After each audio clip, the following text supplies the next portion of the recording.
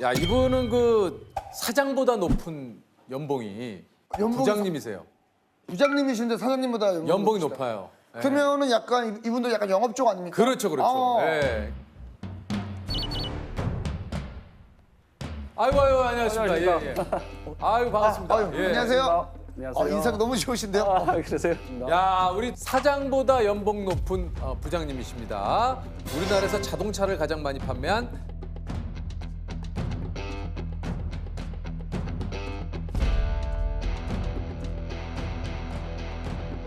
자동차 판매의 신, 자동차 회사 영업부장 박광주 씨입니다. 아유, 안녕하세요. 반갑습니다. 반갑습니다.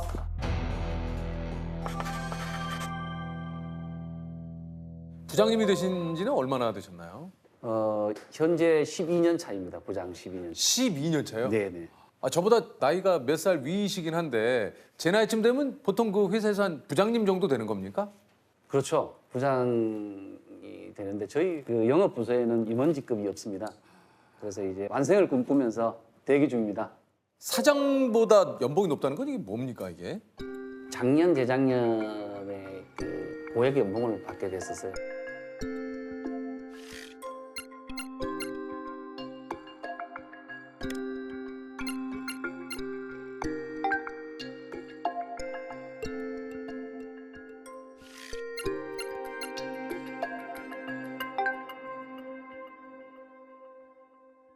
영업부서는 이 특진 제도가 있습니다. 뭡니까? 이렇게 보통 최소 기한을 2년으로 두고 예를 들어서 차장에서 과장을 가기 위해서는 700대, 그다음에 차장에서 부장을 가기 위해서는 900대.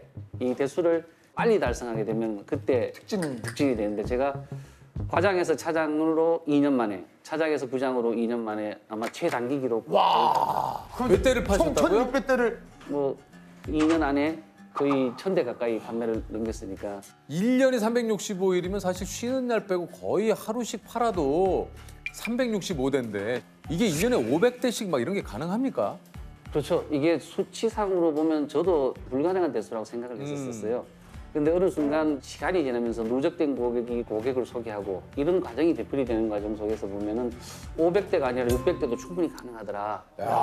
그러면 하루에 많이 팔 때는 몇 대를 팔아보셨습니까? 뭐 물론 그 대수의 수치상으로는 뭐 수십 대도 판 적도 있죠. 뭐 하루에요? 예, 대량으로 이렇게 판매도 있었는데 제 개인적으로 이 1대1 판매를 했을 때는 하루에 9대를 판 적이 가장 많이 팔았어요. 1대1인데 9대요? 예. 사실 우리나라에서 제일 자동차를 많이 지금까지 판매하셨대요. 몇 대를 판매해요? 제가 여기 인터뷰를 온다고 해서 어제 한번 체크를 해봤는데 어제 날짜로 12,705대를 팔았습니다. 12,700대. 와. 12,705대요? 네, 그렇습니다.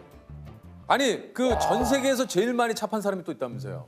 그분이 아마 그 조 지라드라는 분인데 통계가 13,001대를 판 걸로 이렇게. 그럼 이게 얼마 차이가 안 나네요? 그렇습니다. 개인적으로는 전설적인 조 지라드의 판매 대수를 넘어서고 싶은 게 욕심입니다. 아니 그 사실 2003년부터 지난해까지 17년 연속 전국 판매왕에 뽑혔. 이야, 아니 17년을 이게 아니 그 판매왕으로 선정된 포상도 좀 굉장히 뭐 대단하다고 얘기를 들었는데. 그렇습니다. 뭐 저희 현대차 그룹만 하더라도 1, 2, 3등에게 자동차가 한 대씩 주어지는데 자동차가요? 예, 매해요? 매해.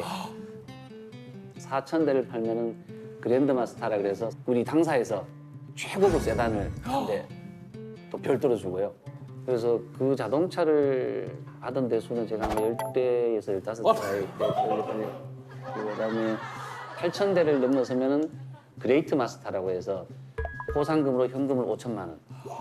자동차에서 국내 자동차 업계 최초로 8,000대 판매를 달성한 판매왕 그레이트 마스터가 등장했습니다.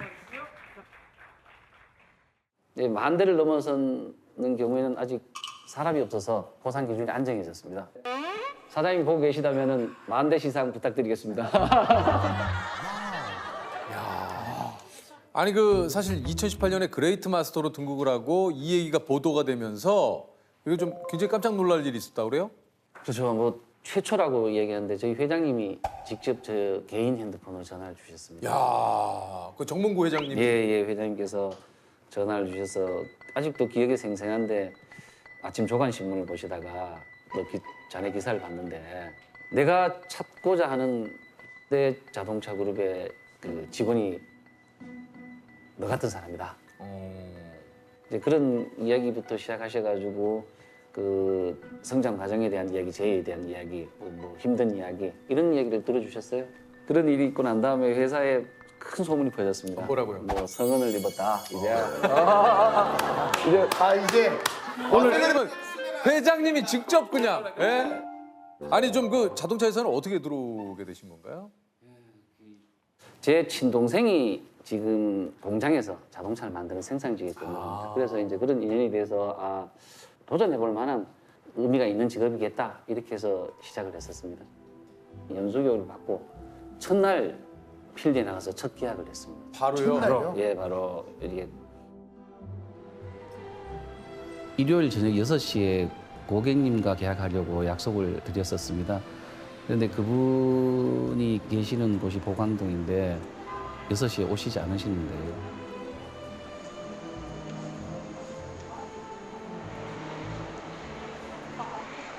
기다리는 시간이 이제 1시간, 2시간 이렇게 지나가고 나면서 굉장히 내적 갈등도 많았었어요. 언제까지 기다려야 되는지, 이분이 계약을 안 하시기 위해서 저를 회피하는 건 아닌지. 3시 한 40분, 4시 가까이 됐습니다. 새벽 4시.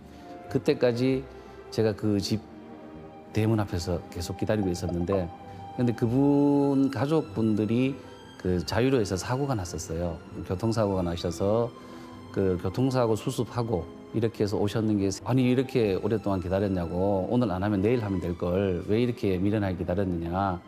그래서 대문을 열고 들어가자마자 그 텐마루 끝에 앉아서 바로 계약서에 서명을 해주셨어요. 그때는 뭐 24시간 이렇게 편의점이라는 이런 것도 없던 그런 시절이었기 때문에 무작정 그냥 대문 앞에서 기다렸는데 꼭 계약을 해야 된다, 이런 간절함이 그 오랜 시간을 기다리게 했던 것 같아요. 그분이 직장에서 그 차를 사고 결혼도 하고 독립을 해서 사업체를 차려서 대표가 되고 다시 성공을 해서 지방으로 늘어가고까지 거의 한 20년 이상을 아직까지 연결해요.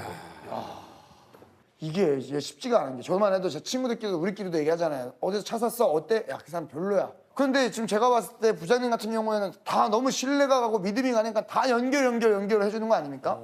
세호 씨가 정확하게 알고 계세요. 제가 그 고객분들한테 그 소개를 하고 싶은 말을 좀 해주셨나 봐요. 아니 정말 예. 제 이런 경우냐면은 그 소개를 받는 사람은 뭔가 대단한 혜택이 있을 것 같은 그러니까요. 기대를 그렇죠. 합니다. 예. 근데 거기서 거기잖아요. 거기서 사실. 외국입니다 사실.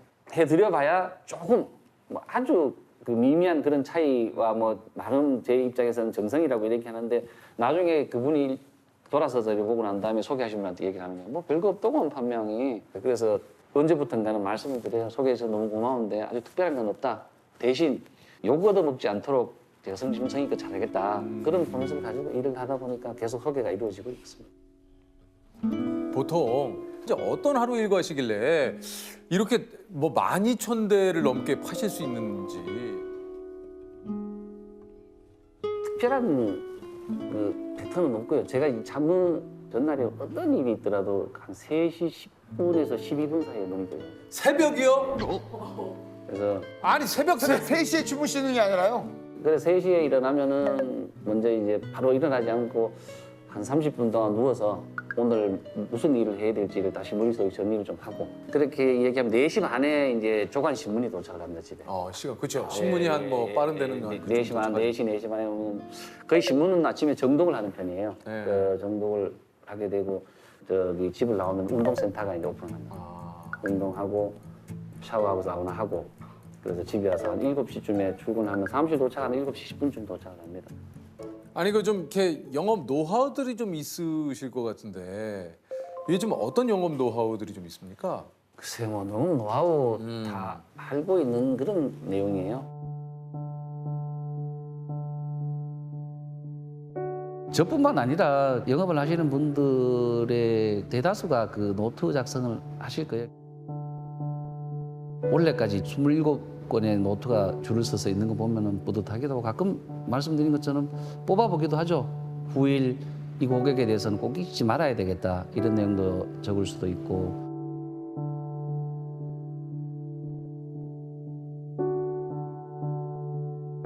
신문이나 책을 통해서 그 마음속에 담아둬야 될 그런 글귀가 있다 그러면 그런 글귀도 뭐 적어서 표기도 해놓기도 하고 가끔씩은 제 마음도 정리할 수 있는 그런 장이 그 노트였고 가끔 슬럼프가 왔을 때 그 지나간 기록을 많이 뒤져봤어요. 쉽게 말해서 자동차 대체 주기가 보통 이전에는 뭐 5년, 7년이다. 이번 달 2020년 9월에 자동차 판매가 좀 어렵고 힘들다 그러면은 5년 전에 2014년, 15년 달력을 그때 수첩 펴셔서 그때 차 사셨던 고객들에게 안부 문자라든가 인사를 드리면서 뭐 아버님 차 바꾸실 때 안 되셨어요? 잘 타고 계세요? 뭐 불편한 없으세요? 뭐 차가 도끼 노후화가 됐으면 교체 계획은 없으시냐? 이렇게 물어보게 되면 불특정 다수에게 영업을 하는 것보다 조금 가까이 근접할 수 있는 그런 데이터도 되기도 하고 하기 때문에 노트도 작성하기도 하고 이렇게 합니다. 네. 혹시 좀 이런 얘기가 어떨지 모르겠는데 혹시 그 영업일을 처음 시작하던 그때로 돌아가도 다시 영업일을 시작을 하시겠습니까? 솔직히 반반입니다. 지금은 어느 정도 경제적인 그런 거나 이런 것들은 사실은 많긴 한데 좋아졌지만. 예, 좋아졌지만은 이게 사람을 상대하는 일이 결코 쉬운 일은 아닙니다. 그래서 이제 겉으로 화려한 성과 뒤에 말하지 못할 이런 사정들도 굉장히 많고요. 사기도 당해봤죠, 많이. 사기요? 사기도 당해보고. 무슨 사기를 당해보셨어요? 자동차를 가지고 가고 뭐 대금 지불 안 하거나 계약금만 걸고 차를 가지고 가서 2달 타고 그냥 방치하고 버리는 이런 경우도 있었고. 그럼 그런 거 다 어떻게 됩니까? 지금은 달라졌지만 이전의 이야기인데 다 이제 개인 손실 부담을 따는 경우도 있고. 그러니까 이게 말투에서 사실 좀 그런 게 느껴져요. 그러니까 이 뭐 영업일을 하시면서 얼마나 많은 사람을 이렇게 사실 만나고 대화했겠습니까? 그러니까 약간 뭐 초월했다고 하기가 좀 그렇지만 요즘 좀 많이 지치셨습니까? 예, 많이 지치죠. 이제 그 한 분야에서 27년을 근무하고 했다는 것도 그렇고 요즘 많잖아요. 뭐 갱년기 우울증 뭐 이런 남자들도 갱년기가 온답니다. 아 맞아요. 얘기 들었어요. 아 근데 좀 갱년기 우울증 오셨어요? 그런 것 같아요. 또 나이가 나이인 만큼 이제 그 건강 문제도 눈도 자꾸 이렇게 노안이 와서 안 보이고. 예, 안 보이고 이제 할 일은 많은데 몸은 자꾸 늘어지고 그리고 이제 자꾸 짧은 시간이지만 뒤를 많이 돌아보게 되더라고요. 이 나이쯤 되면은 세상 모든 게 내 뜻대로 될 줄만 알았는데 뜻대로 안 되는 일들이 더 많아지더라고요. 그렇지도 않구나. 그렇지도 않고 쓸데없는 소소한 걱정거리는 자꾸 생기고. 아 근데 한편으로는 또 뭐 이거 위로를 드리려고 하는 얘기가 아니라 17년을 판매왕을 한다라는 게 아무나 할 수 있는 일은 아니지 않습니까? 아, 그럼요. 예.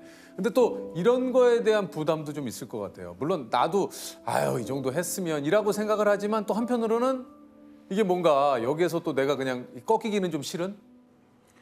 그게 현 시점에서 가장 큰 고민입니다. 아, 그러실 것 같아요. 예, 가까운 친구라든가 선배들도 뭐 박 부장 이제 그만 내려놔도 돼. 수고 많이 했어. 충분해. 정말 최고야 최고.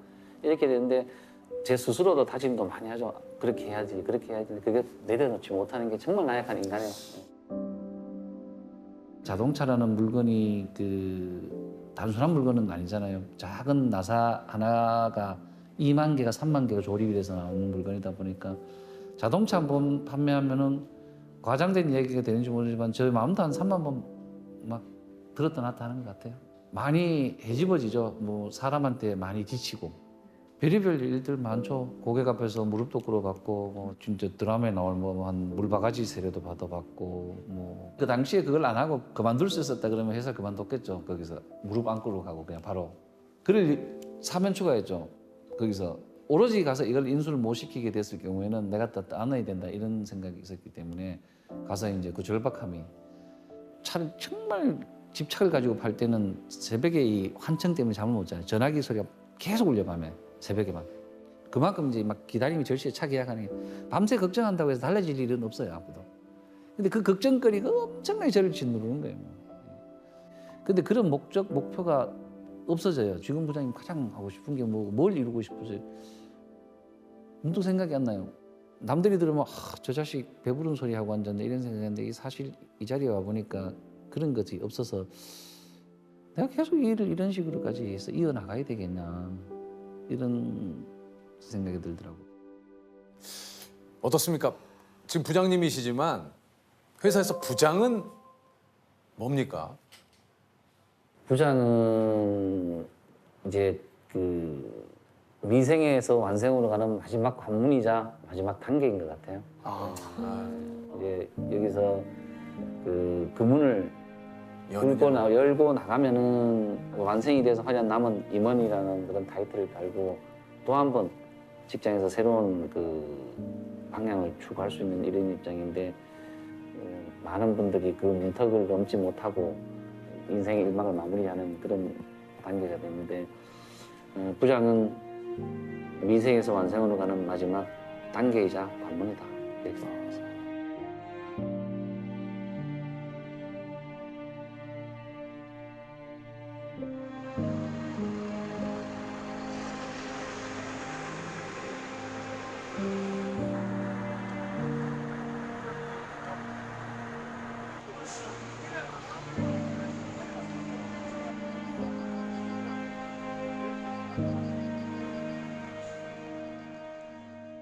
유퀴즈 예스. 예스. 자, 이것은 앞에 지나간 수레바퀴의 자국이라는 뜻으로 이전 사람의 그릇된 일이나 행동의 자취를 가리키는 말입니다. 흔히 잘못을 되풀이하지 말라는 뜻으로 이것을 밟지 말라라는 표현을 쓰는데요. 이것은 무엇일까요? 전철. 전철. 네. 앞 사람의 전철을 밟지 마라. 네. 맞으면 100만 원의 상금을 드립니다. 정답은요. 전철 정답입니다. 앞전철 바퀴철자. 감사합니다. 자, 우리 박 부장님 축하드립니다. 감사합니다.